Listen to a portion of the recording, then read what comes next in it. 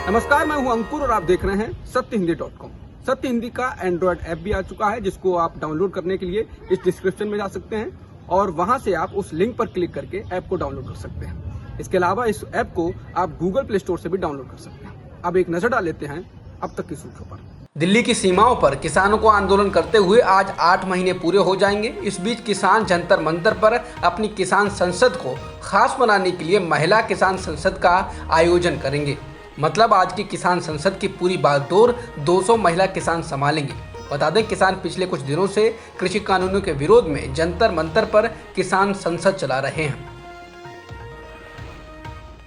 भारत की सीमा में फिर से चीनी घुसपैठ का मामला सामने आया है। इंडियन एक्सप्रेस की खबर के अनुसार कुछ सीनियर सरकारी अधिकारियों ने बताया है कि चीन ने पूर्वी लद्दाख के डेमचौक में चारडिंग नाला के करीब भारतीय इलाके में अपने टेंट लगा दिए हैं। अधिकारियों ने इन टेंट में रहने वाले लोगों को तथा कथित नागरिक बताया। साथ ही कहा कि इन लोगों को भारत की ओर से वापस जाने के लिए कहा गया है, लेकिन इसके बावजूद वो वहां मौजूद हैं।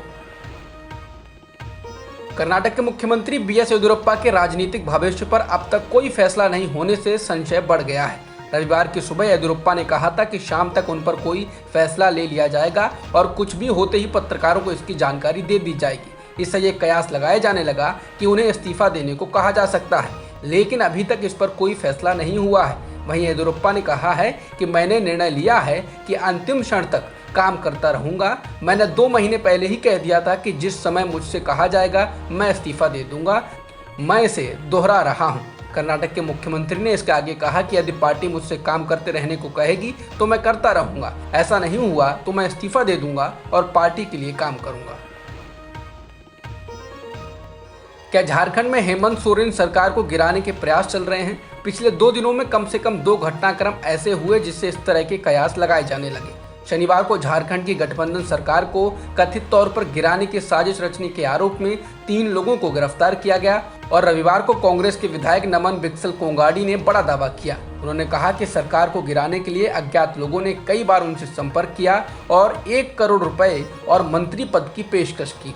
हालांकि गठबंधन सरकार में शामिल दलों के दूसरे नेताओं ने इस पर कोई प्रतिक्रिया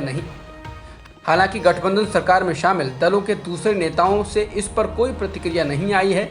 बता दें, झारखंड में झारखंड मुक्ति मोर्चा, कांग्रेस और राष्ट्रीय जनता दल के गठबंधन की सरकार है। कांग्रेस का केंद्रीय नेतृत्व पंजाब के बाद अब राजस्थान में चल रहे अंतर्कलह को सुलझाने में लग गया है।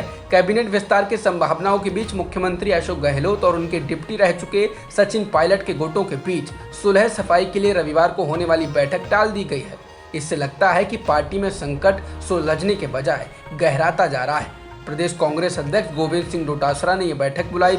इसके पहले शनिवार को महासचिव केसी वेणुगोपाल और राजस्थान प्रभारी अजय माकन ने अशोक गहलोत से मुलाकात की थी। पर्यवेक्षकों का कहना है कि शनिवार को ही बैठक में इस पर सहमति बनी थी कि राज्य मंत्रिमंडल का विस्तार किया जाए और उसमें सचिन पायलट के कुछ लोगों को जगह दी जाए।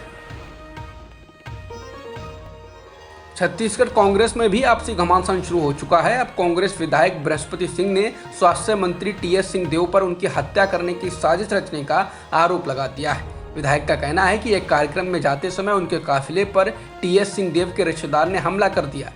विधायक ने कहा कि उनसे मुझे जान का खतरा है, वो महाराजा हैं, मेरी हत्या करा सकते हैं। विधायक ने कहा कि हत्या कराने से अगर सिंहदेव मुख्यमंत्री बन सकते हैं तो उन्हें ये पद मुबारक हो। विधायक बृहस्पति सिंह ने कहा कि मंत्री सिंहदेव कांग्रेस विधायकों का अपमान करते हैं। इसके साथ ही सिंह ने पार्टी हाईकमान से मांग की है कि वो स्वास्थ्य मंत्री टीएस सिंहदेव को बाहर निकाले।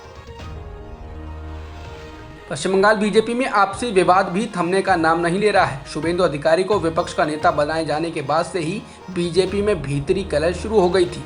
खबरें ये भी आ रही हैं कि प्रदेश बीजेपी अध्यक्ष दिलीप घोष भी अधिकारी को लेकर काफी नाराज हैं। इस बीच पश्चिम बंगाल भारतीय जनता युवा मोर्चा के अध्यक्ष सौमित्र खान ने शुभेंदु अधिकारी को लेकर दिए अपने बयानों को लेकर अब माफी मांगी है।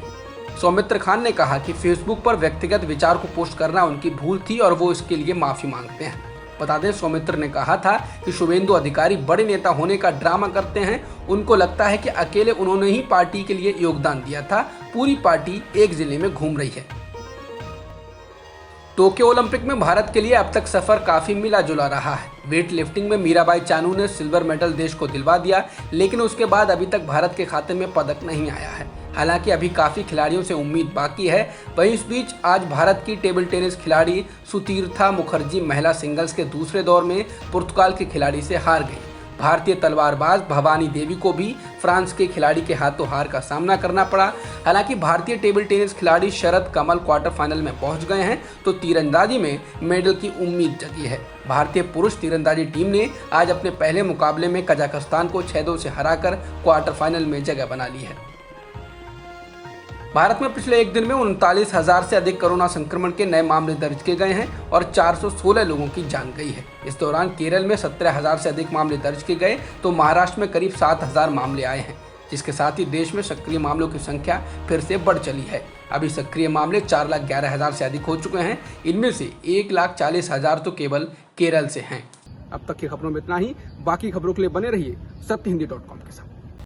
सत्य हिंदी का ऐप डाउनलोड करें गूगल प्ले स्टोर पर।